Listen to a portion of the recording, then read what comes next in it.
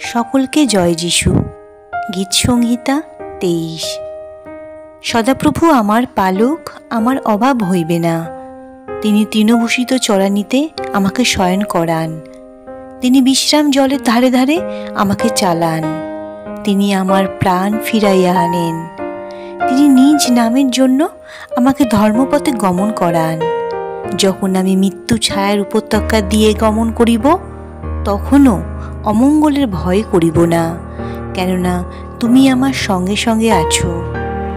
ঈশ্বর যে আমাদের সঙ্গে আছেন, এই গল্পটির মাধ্যমেই শুনব। লোক মরুভূমির মধ্য দিয়ে যাচ্ছিল। তার পায়ের ছাপের পাশে আরেকটি ছাপ সে দেখতে পেল। সেই ছাপটি ছিল স্বয়ং ঈশ্বরের। একসময় হঠাৎ ঝড় উঠল। সেই ঝড়ে লোকটি দেখতে পেল যে তার পায়ের ছাপের পাশে আরেকটি ছাপ নেই। তখন সে ভয় পেল, ভাবল ঈশ্বর হয়তো তার পাশে আর নেই। কিছুক্ষণ পর ঝড় থামলো আর দেখলো যে আবার একই রকম ভাবে তার পায়ের ছাপের পাশে আরেকটি পায়ের ছাপ। তখন সে ঈশ্বরকে বলল, তুমি কেন আমাকে একা রেখে চলে গেলে? তখন ঈশ্বর তাকে বললেন, দেখো, তুমি যে ছাপ দেখতে পেয়েছিলে সেটা তোমার পায়ের ছাপ ছিল না। যখন ঝড় উঠেছিল আমি তোমাকে কোলে করে নিয়ে যাচ্ছিলাম।